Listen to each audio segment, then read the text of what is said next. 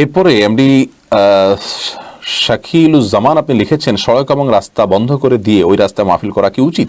কোন রাস্তা বন্ধ করলে যদি মানুষের ক্ষতি হয়, কষ্ট হয়, দুর্ভোগ হয়, তাহলে সেই রাস্তা বন্ধ করে মাহফিল করা জায়েজ নয়।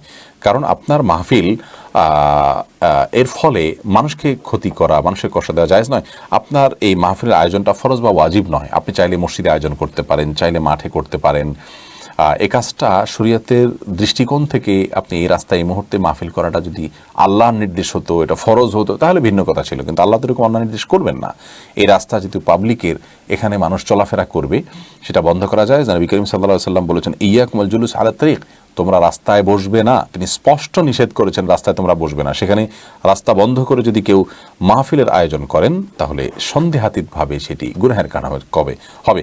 যারা আপনার রাস্তা বন্ধ করে আপনার মাহফিলের অ্যারেঞ্জ করেন, সে সমস্ত ভাইয়েরা, বন্ধুরা, এই বিষয়গুলোতে সাবধান থাকবেন, সতর্ক থাকবেন, আমরা সেটি আশা করব।